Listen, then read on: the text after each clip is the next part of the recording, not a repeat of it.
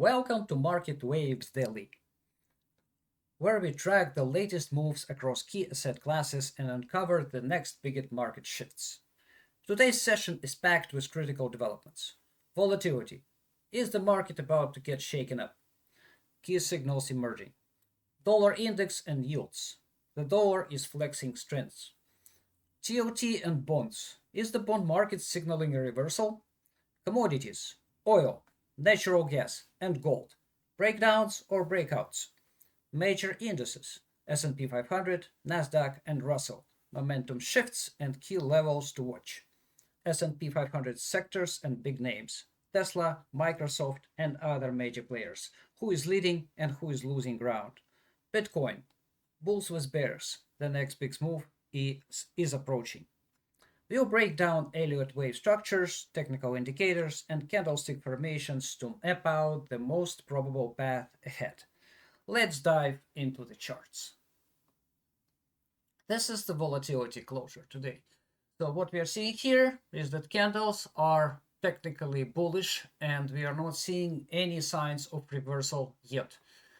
And I would like to emphasize this build-up of moving averages, with the 50-day moving average continues to depart from the 100 days moving average, showing signs of continued move down. However, I'd like to emphasize that this candle moved a little too far, so maybe tomorrow we might see some pullback, but at this point I'm not seeing a very big one. And speaking about the chart, this one that we shared way back in when we shared it at the end of February, saying that the volatility is set to move towards 28, 26 area or something. So this is the same chart right now, and we can see that it already surpassed the target. However, if you watched our recent videos, we discussed with our subscribers, today is March 10, and we discussed with subscribers just 2 days ago that for an ABC formation that we are looking here, so there is not, it wouldn't be uncommon if volatility makes wave C like 4 times or 3.618 or even 4.618 times of wave A. And in this case, our target would move up way here. So this is all possible scenarios. Which one will be taking place, we don't know at this point, but so far we are not seeing a reversal signal. So this is the map, potential map for moving higher. So volatility has better chances, better probability to move higher. Now let's have a look at the dollar index and what it is telling us right now. So dollar, we have still 2 hours to close, but we cannot wait until then for shooting this video. So what is the perspective right now? This is potentially a very strong bullish Harami candle, and considering that dollar has been oversold for a couple of days already, this is a good chance to see the bottom here. And this is the 4 hour frame which we are talking about, and these are the candle formations. So far they are somewhat bullish, and if we look at the MACD chart, we are seeing a very strong move upward. However, this doesn't mean that we might see another possible small lower low before we see a very strong breakout. So because this formation could technically be the last flag that dollar is making, and I'm talking about this possible formation. So the last flag here, another lower low, and then a strong rally.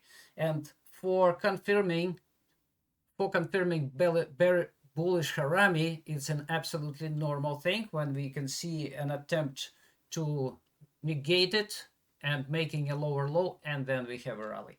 So dollar is set for a rally, but we need a confirmation. If we see a confirmation above the Friday's high and the closure above the Friday's high tomorrow, this would be it.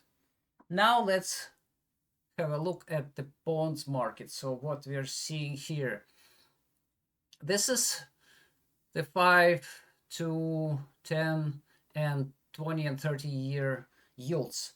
So far, they were not able to capitalize on the green candle that they formed on Friday, which was technically bullish, but they formed the bearish candles, red ones, but I would not very certain about it because they failed to confirm it. So far it's more like bearish neutral, and we need to have another candle tomorrow just to see how it's gonna work.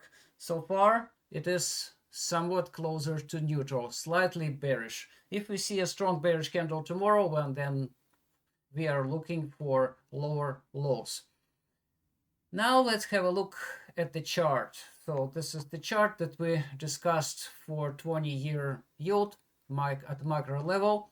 What we are seeing here, potentially this was a bottom on March 3rd, and after that we can see a fairly strong impulse upward. So this wave, the first wave downward, was corrective, and I was thinking that it was the only wave that we're gonna have for wave 2. So it looks like this is the chance right now that this would be a bigger formation. This would be an A, B, C formation of some sort, and we would be closely looking for it. So far I can see a potential for a for a bullish flag here. So if we see the bottom is written here and a strong bounce, then we might need to adjust our channel and have a look at technically similar targets. This will be something like this. But anyway, we need to see a confirmation. We need to see a reversal pattern confirmed. So far it is not, and I'd like to say that there are better chances for the yield to go higher. Well, that's for the yield. Now have a look at, let's have a look at TLT. What we are seeing here, our micro chart. We discussed it just 2 days ago in our weekly update in the very detail. So the chances here are the following. So both counts are still on the table. There is a chance for forming a bigger wave here and a higher high, and in this case we would consider it as an A, B, C of slightly bigger. The key level is 94.85. As long as it is not crossed, the red and blue counts remain primary. But if it crossed, then the green would be at the high level, the high probability count. However, the question still remains on the table about this wave 1, which is far from being impulsive.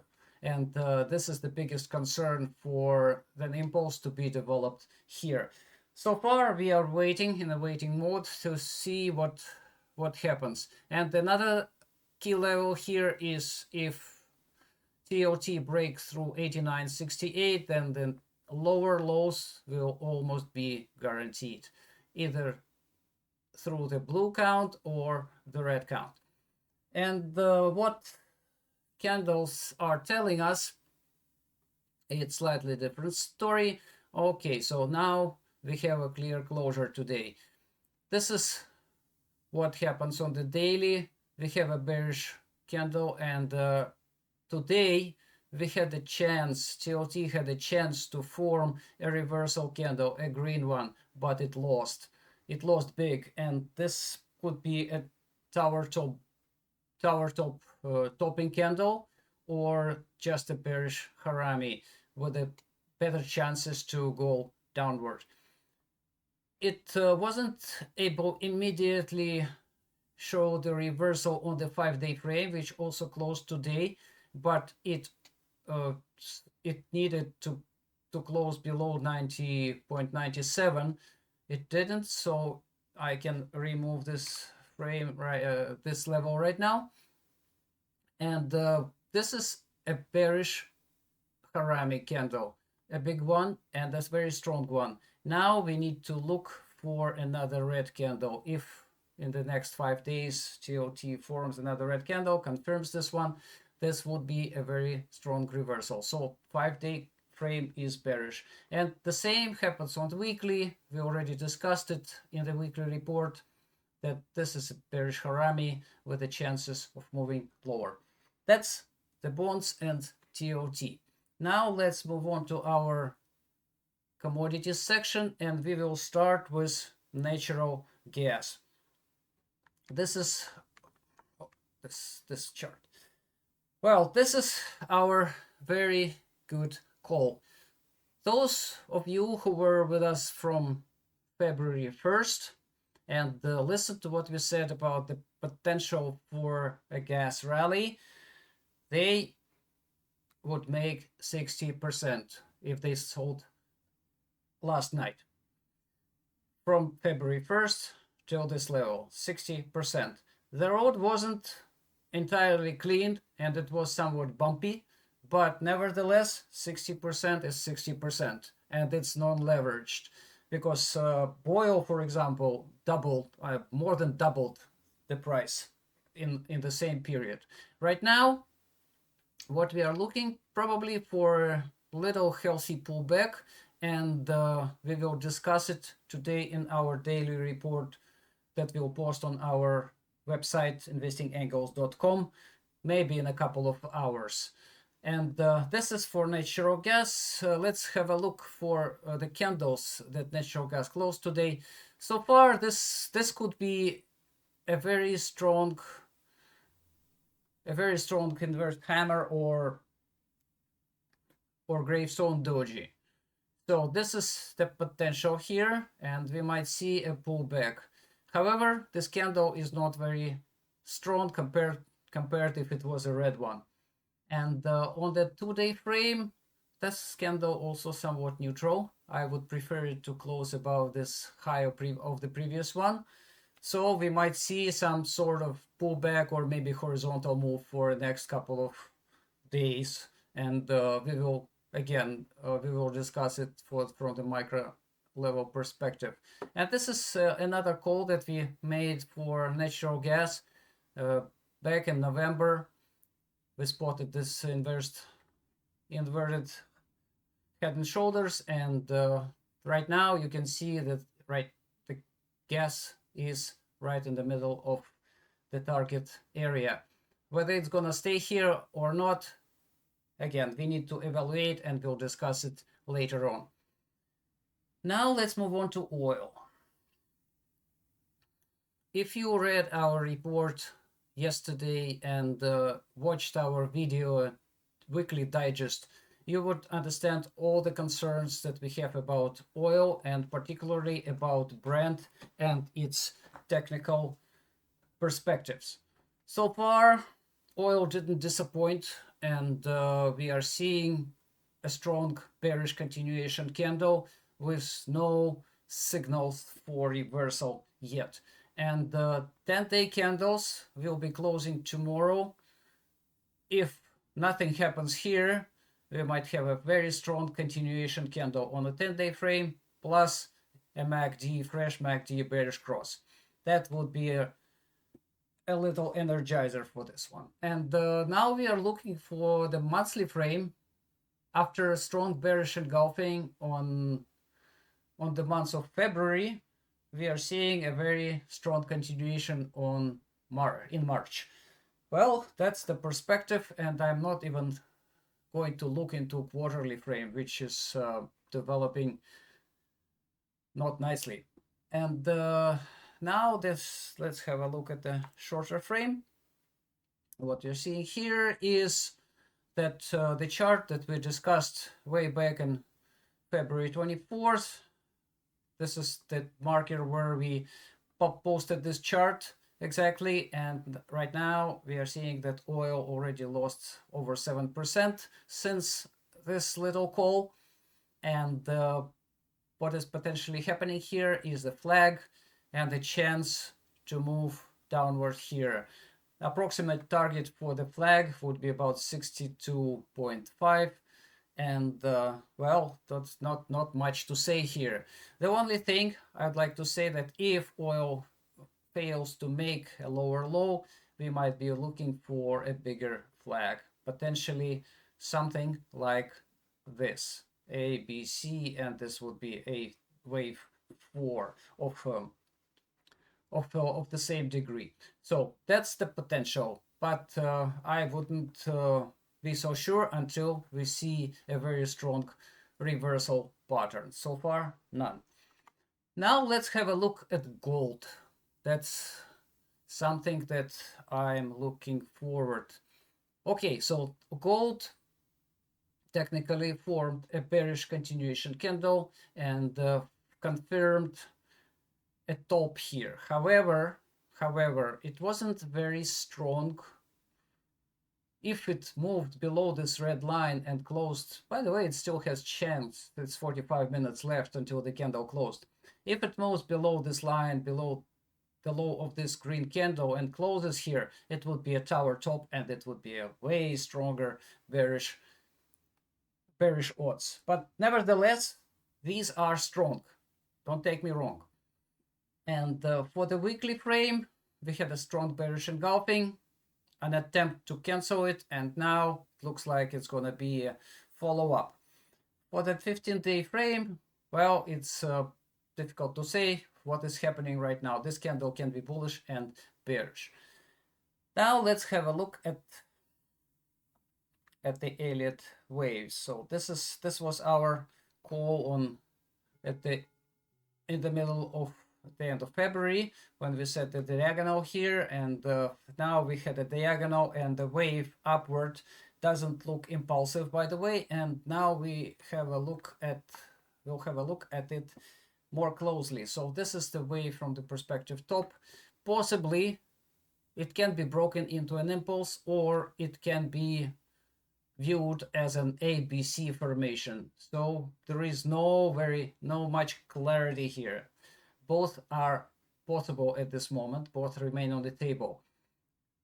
Wave that has closed recently, it's most likely either wave B or wave 2. The wave is not impulsive, and I discussed it in details why. So far, the perspective for a move down are fairly high, and candles just support this hypothesis. Now, if we look at the bigger picture, this remains unclear. We were talking about this for a while right now, and there are 3 potential paths on the table. Gold can form an ending diagonal if it follows the red path, or there is also a chance that this ending diagonal is complete here, because the wave in blue that I outlined here with these boundaries is not impulsive. It has so many overlaps that it's difficult to find a clear impulsive wave 3 in it. And also it could be a non-overlapping diagonal for wave 4 and 5 in green. So far, these 3 remain open, and we are monitoring closely the situation. The GOD trust is much more clearer compared to gold. What we are seeing here is a very strong confirmation of the Harami candle, red Harami on Friday, and the confirmation here, breaking through the couple of major support levels. So the chances of moving lower are fairly significant. Speaking from the weekly perspective, this candle is a tiebreaker. If we have a move, a closure above the upper line, let me put a different color here so it's easier to explain. So if it closed, the next candle closed above the green line, we are looking for a rally. If it closes below the red line, well, possibly a reversal. And this candle is huge for the weekly bearish engulfing. And the final chart here on Oh, no, we are not talking about this. We already discussed most of this in our commodity section. Now let's move on to the indices and what is happening with the stock market. So in general, it's not a surprise at all what happened today. And if you watched our weekly videos, weekly digest, part 1 and part 2, you would see a lot of calls for a continued decline, and candle one, technical ones, and also from the perspective of Elliott waves. So let's have a look quickly on what happened today. First of all, S&P 500 and Nasdaq confirmed their losses of 200 days moving average, and Dow Jones is just a few basis points below, closed below this line. So now all four indices are below the 200 days moving average, and the chances for a continued decline have increased. Now, if we look at another frame today, it's a 15-day closure. It's a huge bearish engulfing by S&P 500, by Dow Jones, and by Russell IWM. This is the weekly chart for Triple Q, and I discussed in the weekly digest that we had a 3 black crows on for Nasdaq. I think this was the first time ever we had this type of candle formation of the top for Nasdaq, and it has very strong technical support. So, and if you look at the 15-day frame, which closed today, well, that's ugly. That's the perspective, and I'd like to emphasize that it's not only this one, but it's also a fresh MACD 15-day bearish cross, which happened, and we discussed it already in our weekly report and in weekly digest. So if you are interested, you can watch these, and for bigger details and the technical estimates and statistical estimates. So now let's move on to the next chart, and I think this is futures. So futures are no different from the cash indices, and what we are seeing here is technically the same. So futures are a little ahead, and soon we might see a 50 over 100 days moving average bearish cross by daily lines. That's the perspective. Now let's move on to another chart. So this is the weekly. I wanted just to reiterate, here is 3 black crows, but we can move on, and for the next one. This is the technical one. This is what we were talking about for several weeks probably, that we had a very bearish cross of MACD on the 10-day frame, and at some point we were contemplating between the blue and the red possibilities here, and it looks like the red is winning. Now we are looking for decline at least for 20% over the course of what, 19 over the course of the year. That's the perspective. However, it could be faster, much faster, if we can see a 2020 year, March 2020 year type of decline. That would be another story. But so far, we are looking for a significant decline. Now let's move on to the next chart. This is our longer term perspective for S&P 500. This is the ending diagonal that we called exactly when, on February 21st, and we said that from now on it's going to be a decline, and this target has been hit precisely, and now the index is falling down, and this is a special concern. Now let's have a look at the sectors. That's a very interesting story here. Yesterday we discussed it, and most of the sectors, except for healthcare and staples, were technically bearish. And after today's closure, I cannot say that we have, well, actually utilities may be trying to reverse here, but it's not, we are not sure about this yet. Energy is somewhat neutral. I would like to see a stronger confirmation of the bottom. Everything else is bearish. And today we have a 15-day closure. Let's re-evaluate this one. All right, so for technology, for financials, by the way, if you watched the video that we shot yesterday about financials and the very, very concerning potentials for Goldman Sachs and for BlackRock, you would understand what this candle mean. So for industrials, we also have a bearish candle. Staples actually bullish. Staples actually bullish, and I would say that they have a chance to continue higher. However, their weight is not very significant to pull the entire market with them. Speaking about healthcare, healthcare is somewhat neutral with bullish perspective. The chances are on the table. If we look at the consumer discretionary, this is a very strong bearish move. That's even stronger than the financials, so not sure why, but anyway, this is what it is. And let's have a look at utilities. Utilities, well, despite today's green candle, the 15-day frame is bearish, and well, I would say it is right now neutral on multiple frames. We might see, we would need to see a confirmation.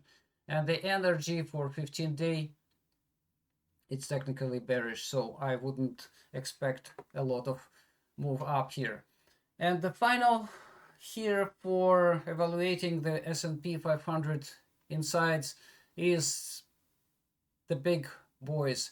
Microsoft, Amazon, 15-day frames closed with ugly bearish candles. Meta, no chances here. This is the strongest bearish engulfing, one of the strongest I've ever seen. Nvidia is looking very bad. This is a multi-candle bearish formation, and that's why it is much stronger. Google is falling down. The same for Apple. Tesla surprised everyone today, but not us. If we look at our Tesla, where's our Tesla chart? This is the chart that we shared with our subscribers on January 11 when Tesla was $400, and we said, well, it has good chances to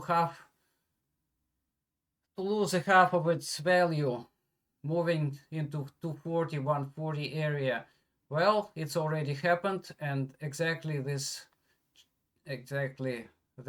target right now reached. So that's, I would say, this is probably wave 3. We had wave 1, wave 2. This is probably wave 3. We might see a bounce here and then another wave 5 going down there. Well, that was a very nice call in January. Now let's return to our previous charts. So let's talk about Nasdaq. So what we are seeing about Nasdaq is quite concerning too. So the first wave that we tracked way back from the February, this has been an impulse. We have wave 2, potentially A, B, and C formation, but this most likely wave 3 based on its length. And once we have a corrective wave 4 and 5, so that would be a very strong impulse of the top. And I'd like to say that wave 3 might not be completed at this point. For Nasdaq, waves 3 are usually longer. This one is only 1.618 of the length of wave 1. For Nasdaq, I would be looking for 2 or even 2.618 lengths. So that's quite a bit of room for Nasdaq. And now let's have a look at Russell. This is our micro chart that has been in effect since February 12th. I think that was the earliest that we produced here. So far, it's been unchanged entirely. So the all elements remain the same. And this possibly wave 3 for Russell. And now we would be looking for wave 4, minor wave 4, before this wave, bigger wave 3 completes. Once it's complete, we might look for wave 4 and for bigger part of April and a continued down move in May. Well, that's Russell has been our guiding light so far. And now before we move into the final part, I'd like to have a bigger view for S&P 500. So I haven't shared this chart since January 11. So this was our big perspective for S&P 500. Now, once we have such big moves and big perspectives downward, it is probably start talking about it, or not start, actually to continue talking about it with what we started in January. January, we said that there are two possibilities, that this wave, either wave 3 or wave 5 of a super cycle. So in the case of wave 3, and this would be a happy path scenario, we would be looking for S&P to return to this area 5.5K and to 5,000, somewhere here. That is the most typical retrace for wave 4. However, if this is wave 5 of a bigger degree, of a higher degree, then we would be looking immediately to this target. This is something to keep the perspective. And let's strategize here. So in order for us technically to confirm that this is bigger than wave 3, this is the impulse that we are looking is probably wave 5 of wave 1 of a higher degree. We need to break through this level, 48, 18, 62. If S&P breaks through this level, it will technically open the purple path. And most likely it will invalidate the green count, because I would be looking, so this wouldn't work. So this wave, potentially wave 1 of some degree, and this was potentially wave 2. Then 3, 4 cannot overlap with wave 1. Otherwise, the impulse is broken. And in our case, if it overlaps, then we would be looking for lower prices.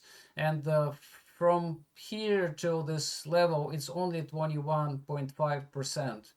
And if you remember our discussions, that some indices and some stocks were looking for much lower declines, like 25, 33, 35%. And so this, if this area is breached, then we would be looking for purple. I would say that purple is not a very small probability here.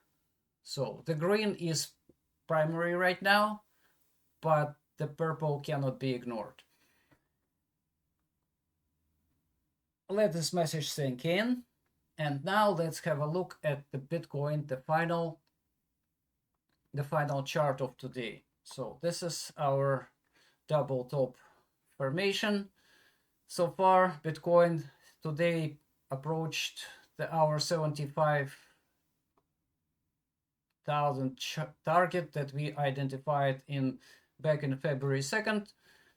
And if we look at the candles, they are very bearish at this moment. If you're interested in a very detailed Bitcoin analysis, just check our previously recorded Bitcoin video. We published it yesterday.